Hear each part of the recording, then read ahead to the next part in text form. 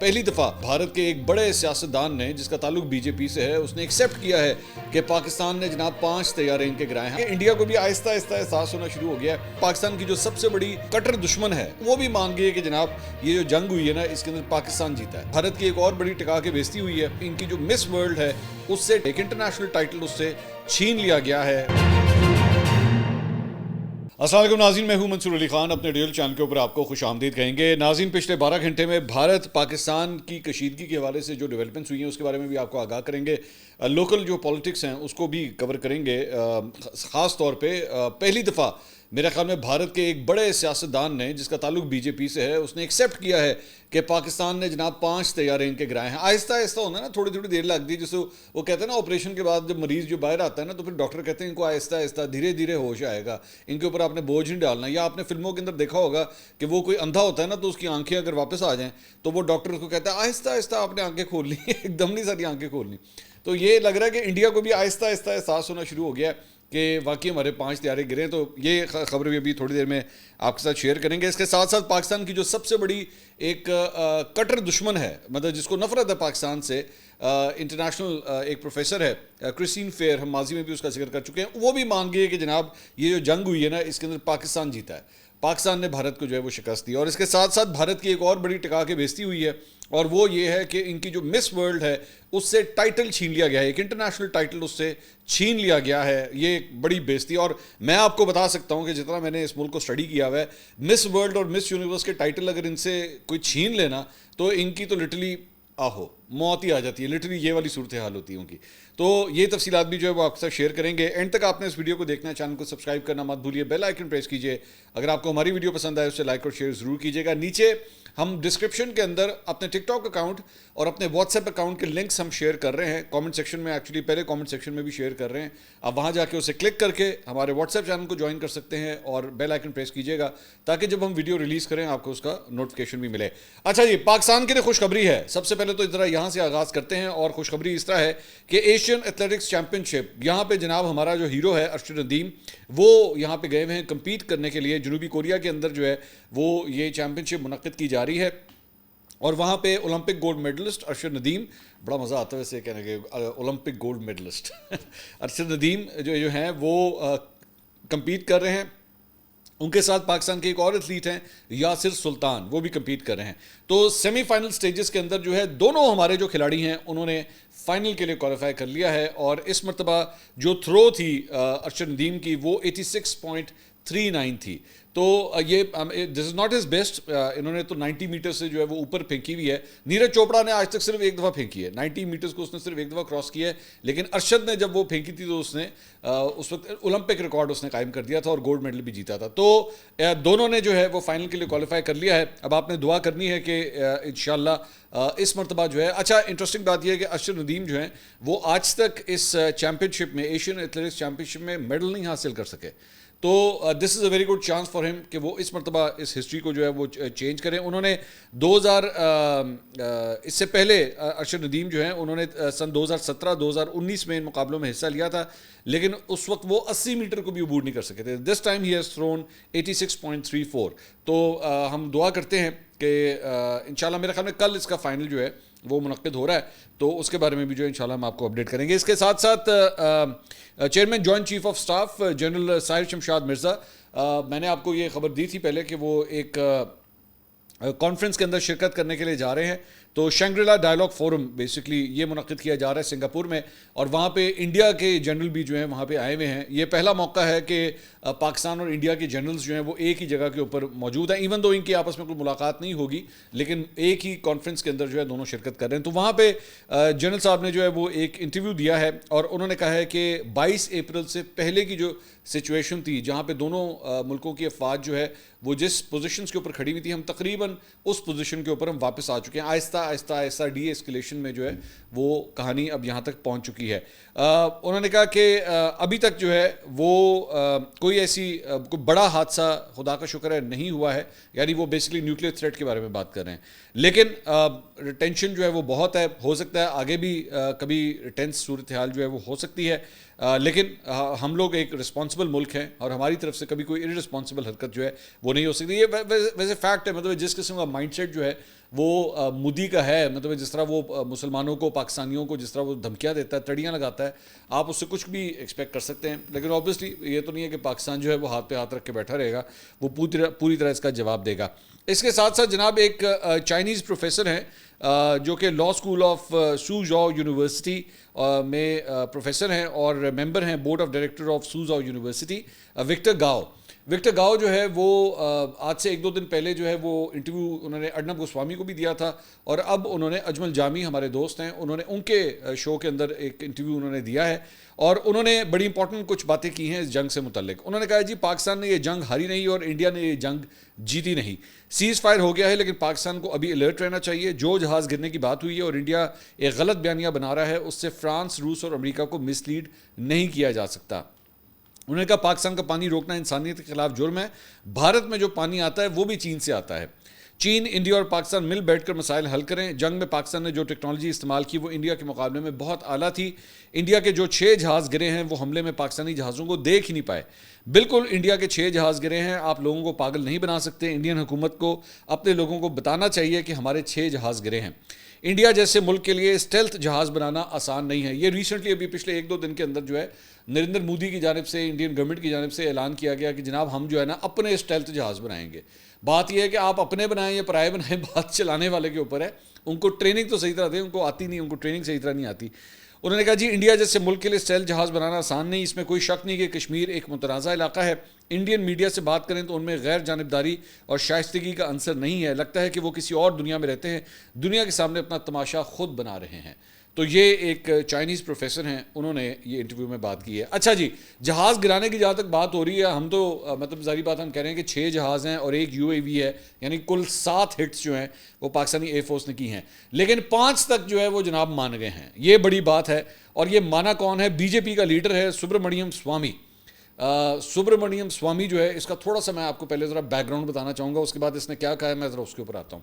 سبرامنیم سوامی جو ہے وہ ایک کٹر مسلمانوں سے نفرت کرنے والا انسان ہے. مطلب اس کے بڑے انٹرویوز پڑے ہوئے ہیں جس کے اندر یہ اپنی یہ نفرت جو ہے نا وہ بار بار اس کا اظہار کرتا ہے. تو اس لیے آپ کو یہ بتانا اس لیے ضروری ہے کہ یہ شخص مان رہا ہے، یہ شخص ایکسیپٹ کر رہا ہے کہ جناب 5 جہاز گرائے گئے ہیں، ہمارے 5 جہاز پاکستان نے گرائے ہیں. یہ بندہ جو مسلمانوں سے اتنی نفرت کرتا ہے یہ ایکسیپٹ کرنے کے اوپر تیار ہو گیا. میں اس کا تھوڑا سا آپ کو اس کا بیک گراؤنڈ بتاتا ہوں.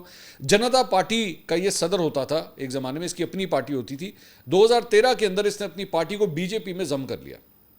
ایک زمانے میں یہ یونین منسٹر بھی رہ چکا ہے، مطلب منسٹری کیبنٹ کا بھی حصہ، انڈیا کی کیبنٹ کا حصہ رہ چکا ہے. اس کے چند جو بیانات ہیں وہ میں آپ کے سامنے مطلب شیئر کرتا ہوں. اس نے ایک جگہ پہ بیان دیا، اس نے کہا جی جہاں پہ جس ملک کے اندر مسلمانوں کی آبادی 30% سے زیادہ ہوگی نا، اس ملک میں چین سکون نہیں آ سکتا، وہ ملک جو ہے وہ ترقی نہیں کر سکتا. اس کو یہ مسلمانوں کے بارے میں یہ رائے رکھتا ہے. اس نے یہ وہ شخص تھا مطلب سبرامنیم سوامی جس نے بابری مسجد کی شہادت کے حوالے سے ایک پٹیشن اس نے دائر کی تھی سپریم کورٹ آف انڈیا میں کہ جی یہاں پہ رام مندر بننا چاہیے. یہ پٹیشنر تھا یہ بندہ. اس کے بعد اس نے جو ہے جب ممبئی حملے ہوئے تھے تو اس نے تب ایک بیان دیا تھا کہ جی مسلمانوں کی 300 مساجد کو شہید کر دینا چاہیے. اس نے یہ بات بھی کی تھی اور اس نے کہا تھا یہ تب تک ان کو اس لیے شہید کر دینا چاہیے کہ مسلمان جو ہے نا وہ یہ بات مانتے نہیں ہیں کہ ان کے انسیسٹرز جو تھے وہ ہندو تھے، تو اگر تو وہ نہیں مانتے تو پھر ان کی مسجدوں کو جو ہے وہ شہید کر دینا چاہیے. یہ سبرامنیم سوامی جو ہے وہ یہ رائے رکھتا ہے. ہارورڈ کے اندر جو ہے یہ کلاسز دیا کرتا تھا. ہارورڈ میں ایک زمانے میں یہ پروفیسر کے طور پہ کلاسز دیا کرتا تھا. اس کی مسلمان نفرت کی وجہ سے اس کی ہارورڈ کی کلاسز بند کر دی گئی. ہارورڈ کی انتظامیہ نے اس کی کلاسز بند کر دیں کہ اگر تمہارے ذہن میں اتنا فتور ہے مسلمانوں کے خلاف تو تم یہاں پہ نہیں پڑھا سکتے، اور اس کی کلاسز بند کر دی گئی تھیں. تو اس نے بیسکلی ایک انٹرویو دیا. اب آپ کو تھوڑا سمجھ آ گیا اس کا بیک گراؤنڈ. اب میں آپ کو بتاتا ہوں کہ اس نے کہا کیا ہے. اس نے کہا ہے جی پاکستان نے ہمارے 5 جہاز گرائے ہیں، چین کے لوگوں نے نہیں گرائے. جن جہازوں نے گرائے وہ بہت اعلیٰ تھے. میں پاکستانی جہازوں کی بات کر رہا ہے کہ وہ بہت اعلیٰ تھے. اس نے کہا کہ جی فرانس کے اتنے اعلیٰ طیارے نہیں تھے، رافیل نے اچھا کام نہیں کیا.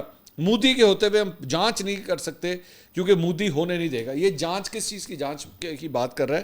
بیسکلی رافیل طیارے جب انڈیا میں پرچیز کیے گئے تھے اس وقت بھی ایک سکینڈل آیا تھا کہ اس کے اندر نا 2 نمبری ہوئی ہے. اس کے اندر وہ گڑبڑ گھوٹالا کا لفظ یہ لوگ استعمال کرتے ہیں، گڑبڑ گھوٹالا ہوا ہے اس کے اندر. تو اس وقت راہل گاندھی نے اس چیز کو پن پوائنٹ کیا تھا کہ رافیل طیارے خریدنے کے اندر نا کوئی ہاتھ مارا گیا ہے. تو اس کا یہ سبرمنیم سوامی جو ہے وہ ذکر کر رہا ہے کہ رافیل طیاروں کی خریداری کے وقت کیا ہوا کیا نہیں ہوا. مودی کے ہوتے ہوئے جو ہے وہ اس کی انویسٹیگیشن نہیں ہو سکتی. مودی جب کبھی جائے گا نا تو پھر پتہ لگے گا کہ ایکچولی اس کی خریداری میں کیا کچھ ہوا تھا. یہ ایون تو یہ بی جے پی کے اندر ہے, لیکن اس کا جو ہے نا وہ مطلب اس کا اینٹنا جو ہے نا وہ خلاف ہے نریندر مودی کے. تو اس لیے یہ شاید مان بھی رہا ہے یہ بات کہ جی ہاں پاکستان نے ہمارے 5 جہاز گرائے ہیں. ابھی آہستہ آہستہ یہ نکل رہی ہیں چیزیں, آہستہ آہستہ جو ہے وہ آپ دیکھیے گا آنے والے ہفتوں کے اندر بھی آہستہ آہستہ یہ ماننا شروع کریں گے کہ ہاں جی 5.5 جہاز جڑے نا وہ ڈگے نے. اس کے علاوہ جناب انڈیا کا وزیر دفاع ہے راج ناتھ, وہ اس نے جو ہے وہ بھارتی نیوی سے خطاب کیا. جو ان کا ایک ایئر کرافٹ کیریئر ہے, جو نیول ایئر کرافٹ کیریئر ہوتا ہے وکرانت, اس کے اوپر یہ گیا ہوا تھا وہاں پہ, اور وہاں پہ اس نے جا کے خطاب کیا. اس نے کہا جی نیوی کی تیاری بہت تھی, آپ کو پاکستان کے خلاف ایکشن لینے کی ضرورت ہی نہیں پڑی. پاکستانی فوج کو پتہ ہے کہ جب ہماری فوج پورے زور کے ساتھ چلتی ہے تو اس کا کیا انجام ہوتا ہے. 1971 اس کا گواہ ہے. جب ہماری نیوی حرکت میں آئی تو وہ 102 ہو گیا, 1 سے 2 ہو گیا. آپریشن سندور میں اگر نیوی وہ کرتی تو پاکستان کے شاید 2 نہیں 4 ٹکڑے ہو جاتے. مطلب کاکا پتہ نہیں کیڑے تو مطلب نشہ کرنا ہے کی کرنا ہے, بوٹی چھڑ دیا کر تیری مہربانی, تو وزیر دفاع ہے, مطلب کوئی عقل کر کو تھوڑی سی. مطلب ہمارے 2 سے 4 ٹوٹے ہوں گے, یہ سمجھتے ہیں ان کا خالہ جی کا ویڑا ہے, یہ یوں کر کے آئیں گے اور اینج کر کے ٹوٹے کر دیں گے. اتنا آسان کام ہے. ہمارے پاس کوئی ہتھیار نہیں ہے, کوئی میزائل نہیں ہے, کوئی ایٹم بم نہیں ہے, کوئی چیز نہیں ہے. آپ چپ کر کے آئیں گے اور ہم کہیں گے آؤ. مطلب وہ جس طرح مجھے اچھی طرح یاد آتا ہے, وہ ایک فلم تھی نا کبھی خوشی کبھی غم, اس میں شاہ رخ خان جو ہے وہ یہ ہیلی کاپٹر سے یوں کر کے لینڈ کرتا ہے, لینڈ کر کے ہیلی کاپٹر سے باہر آتا ہے اور وہ جو ہے وہ محل کی طرف بھاگتا ہوا جاتا ہے. تو وہ جو امیتابھ بچن کی جو بیوی ہے, کیا نام ہے اس کا, جیا بچن جو ہے نا تھالی لے کے اینج کر کے روتی ہوئی سامنے آ رہی ہوتی ہے شاہ رخ خان کا استقبال کرنے کے لیے. سمجھتے ہیں جیسے کوئی پتہ نہیں کوئی بالی ووڈ کی فلم چل رہی ہے. یہاں سے یوں کر کے انڈین فوج آئے گی تو پاکستانی نے اینج کر کے تھالی لے کے جو ہے سامنے آ جائیں گے. تہاڈی سوچ تو باہر ہے, تہاڈا کی حال ہوئے گا, تمہاری سوچ سے باہر ہے تم لوگوں کا کیا حال ہوگا. تو پتہ نہیں بیٹھ کے ان کو اتنی عادت ہو گئی ہے ڈائلاگ مارنے کی, وہ بالی ووڈ کر کے نا ہر چیز کے اندر ڈائلاگ گزا دیتے ہیں. یوں ہو جائے گا, یہ کر دیں گے, ٹکڑے ہو جائیں گے, ہم نیست و نابود کر دیں گے, یوں کر دیں گے. پتہ نہیں کون سی دنیا کے اندر, میری سمجھ سے باہر آ جاؤ بالی ووڈ کی دنیا سے. 6 جہاز گرے ہوئے ہیں تم لوگوں کے, 6 جہاز گرے ہوئے ہیں. اور ملبہ اس کا جا کے ریٹ لگاؤ, ردی کا ریٹ لگتا کیا ہے آج کل, جا کے اس ریٹ پہ نکالو اسے. یا اور کچھ نہیں تو وہ فرانس والے آنا چاہ رہے ہیں, وہ آ کے چیک کرنا چاہ رہے ہیں کہ بھائی تم لوگوں نے کتنا گند مارا ہے, جا کے ان کو چیک کراؤ, آڈٹ کرنا چاہ رہے ہیں وہ رافیل کا. اس کو آڈٹ بھی نہیں ہونے دے رہے یہ لوگ. اچھا جی, کرسٹین فیئر جی ایک امریکن پروفیسر ہیں, اور میں ان کے بارے میں ماضی میں بات کر چکا ہوں. ان کو اکثر انڈین چینلز جو ہے نا وہ ابھی یہ جب ہوا تھا نا انڈیا پاکستان کی یہ جو جنگ ہوئی تھی, تو 2-4 انڈین چینلز نے نا کرسٹین فیئر کو لیا, کیونکہ یہ بڑی مشہور ہے, اس کو پاکستان سے بڑی چیڑ ہے, پاکستان کی فوج سے پاکستان سے بڑی چیڑ ہے اس کو. تو انہوں نے کہا کہ لو جی کرسٹین فیئر نو لے لو. کرسٹین فیئر جڑی نا پڑک کے جو ہے وہ پاکستان کے خلاف بولے گی. مجھے پتہ ہے ظاہری بات تو اس کی پلیسمنٹ کیوں ہو رہی تھی وہاں پہ. ہوا یہ کہ جب وہ بیٹھی ہے اور خاص طور پہ ارنب کے شو کے اندر بیٹھی, تو ارنب کو تو اس نے سنا دی. اس نے کہا یہ بے وقوفوں والی باتیں بند کریں, ٹھیک ہے, ایویں بلا وجہ آپ بیٹھ کے ہائپ کریٹ کرتے رہتے ہیں. ایک اور شو کے اندر بیٹھی ہوئی تھی, ایک کرن تھاپر کو انٹرویو دے رہی تھی. اس وقت جو ہے وہ اس سے کہا گیا کہ اسے کرن تھاپر نے سوال کیا تھا کہ جی وہ انڈین ایئر فورس جو ہے وہ کہہ رہی ہے کہ جی ہم نے پاکستان کے جہاز جو ہے ہم نے گرا دیے ہیں. تو اس نے اس وقت کہا تھا بکواس. آپ کو یاد ہوگا میں نے اس وقت بھی یہ بات کی تھی, میں نے یہ شامل کیا تھا کہ اس نے کہا تھا بکواس. تو اب اس نے ایک اور جو ہے وہ ٹویٹ کیا ہے. اس نے کہا Indians who fail to see the victories that Pakistan snatch from the latest skirmish will fail to understand why India has not and will not deter Pakistan. انہوں نے کہا بے وقوفو, گدھو. میں تیسرا لفظ آ رہا تھا لیکن وہ اچھی بات نہیں ہے, کبھی کبھار بچے بھی دیکھ رہے ہوتے ہیں, وہ نکلنے لگا تھا میرے منہ سے کہ انڈینز, بھارتیوں, اگر تم لوگوں کو یہی احساس نہیں ہو رہا نا کہ پاکستان جو ہے وہ کس طرح تم لوگوں سے جیت لے کر گیا ہے, تب تک تمہیں احساس ہی نہیں ہونا کہ تم لوگ جو ہے وہ پاکستان کا کچھ نہیں بگاڑ سکے ہو. تم پاکستان کے بارے میں کہتے تھے نا پاکستان ڈر جائے گا یا ہم جو ہے وہ اسے پیچھے کر لیں گے. جب تک تمہیں یہی احساس نہیں ہوگا کہ تم لوگ ہار چکے ہو اور وہ جیت چکے ہیں, تمہیں کچھ سمجھ نہیں آنی. میں دوبارہ یہ کہہ رہا ہوں, جس طرح سبرمنیم سوامی جو ہے وہ یہ زہر اگلنے والا انسان جو ہے, جب وہ یہ اس قسم کی بات کہہ رہا ہے کہ وہ پاکستان کے حوالے سے مان رہا ہے کہ ہاں جی انہوں نے ہمارے 5 جہاز گرائے ہیں, تو کرسٹین فیئر ایک اور پاکستان سے نفرت کرنے والی خاتون ہے, وہ بھی یہ بات مان رہی ہے کہ پاکستان کی جیت ہوئی ہے. اور کیا چاہیے, مطلب دوست تو کیا دشمن بھی جو ہیں وہ پاکستان کی جیت کو ایکسیپٹ کر رہے ہیں. اس کے علاوہ کہانی یہاں ختم نہیں ہوتی، ایک اور انڈیا کی بستی ذرا سن لیجئے، اور یہ بستی ہے جناب ان کی ہے مس انڈیا ریچل گپتا۔ اچھا ریچل گپتا کے ساتھ کیا ہوا ہے؟ ریچل گپتا کے ساتھ جو ہے جناب اچھی خاصی اس کی پینٹی پریڈ ہوئی ہے اس کی۔ بیسکلی ابھی ایک دو دن پہلے ہم نے ایک سٹوری آپ کے ساتھ شیئر کی تھی کہ مس ورلڈ کا مقابلہ جو ہے وہ ہو رہا ہے حیدرآباد میں، انڈیا کے شہر حیدرآباد میں، ساڈالا حیدرآباد نہیں، تو ہو ہی نہیں سکتا کبھی، وہ والا انڈیا کا شہر جو حیدرآباد ہے۔ تو وہاں پہ جو مس انگلینڈ تھی انہوں نے کہا جی میں اس ملک میں نہیں رہ سکتی، میں ان لوگوں کے ساتھ نہیں رہ سکتی، وہ انڈیا چھوڑ کے چلی گئی تھی، مقابلہ حسن ہی چھوڑ کے چلی گئی، انہوں نے کہا بھائی جاؤ دفعہ ہو، میں کمپیٹ ہی نہیں کرتی یہاں پہ۔ ابھی یہ کہانی ابھی ختم نہیں ہوئی تھی، تو وہاں پہ اچھا جس طرح یہ مس ورلڈ ہوتا ہے نا، اسی طرح مس ورلڈ، مس یونیورس، ایک مس گرینڈ انٹرنیشنل بھی ہوتا ہے، وہ بھی مقابلہ حسن ہی ہے۔ تو اس کے اندر بھی جو ہے وہ بیسکلی مس انڈیا جو ہے وہاں پہ گئی تھی، اور مس انڈیا نے پچھلے سال 2024 میں جو ہے یہ ٹائٹل جیتا تھا وہاں پہ، اور یہ ریچل گپتا کی تصویر آپ اسکرین کے اوپر دیکھ رہے ہیں۔ تو انہوں نے جو آرگنائزیشن ہے مس گرینڈ انٹرنیشنل منعقد کرنے والی، انہوں نے اس سے اس کا ٹائٹل لے لیا، مس انڈیا سے اس کا یہ ٹائٹل، مس گرینڈ انٹرنیشنل کا ٹائٹل جو ہے انہوں نے واپس لے لیا۔ بی بی سی نے ایکچولی یہ سٹوری جو ہے وہ کی ہے، اور انہوں نے کہا ہے کہ جی انہوں نے ہم سے بہت سی، آپ بیسکلی میں تھوڑا سا سمجھا دیتا ہوں آپ کو کہ مس ورلڈ، مس یونیورس یا اس قسم کے جب ٹائٹلز آپ جیتتے ہیں نا تو آپ کو انعامی رقم دی جاتی ہے، ٹائٹل دیا جاتا ہے، وہ تاج واج پہنایا جاتا ہے۔ آپ کو یاد ہوگا سشمیتا سین، ایشوریہ رائے اور بھی ہیں جو اس طرح کی ٹائٹل جو ہے جیت چکی ہیں، لیکن اس کے بعد کچھ ایسے فلاحی کام ہوتے ہیں، کچھ جگہوں کے اوپر آپ نے اس آرگنائزیشن کو ریپرزینٹ کرنا ہوتا ہے۔ جب آپ ان کی طرف سے اپیرنسز کرتے ہیں، مختلف جگہوں پہ جاتے ہیں، چیریٹی کے کام ہوتے ہیں، اس میں آپ جاتے ہیں، تو یہ جو مس گرینڈ انٹرنیشنل کی جو انتظامیہ ہے انہوں نے کہا ہے کہ جی ہم یہ ان کا ٹائٹل جو ہے فوری طور پہ ختم کرنے کا اعلان کرتے ہیں۔ انہوں نے کہا یہ فیصلہ ان کی تفویض کردہ ذمہ داریوں کو پورا کرنے میں ناکامی، تنظیم کی پیشگی منظوری کے بغیر بیرونی منصوبوں میں مصروفیت اور گویتا مالا کے طے شدہ دورے میں حصہ لینے سے انکار کے بعد جو ہے وہ کیا گیا۔ انہوں نے انکار کر دیا جی میں نہیں جانا ہوتے۔ تو انہوں نے کہا کہ نتیجتاً تنظیم نے فوری طور پر ان کا ٹائٹل منسوخ کرنے کا فیصلہ کیا ہے۔ ریچل گپتا اب مس گرینڈ انٹرنیشنل 2024 سے وابستہ ٹائٹل استعمال کرنے یا تاج پہننے کی مجاز نہیں ہے۔ تنظیم نے ریچل گپتا کو 30 دن کے اندر تاج MGAI ہیڈ آفس کو واپس کرنے کا نوٹس کر دیا۔ انہوں نے کہا پاجی جڑا تاج تانوں پہنایا سی نا فوراً ریٹرن اٹ بیک۔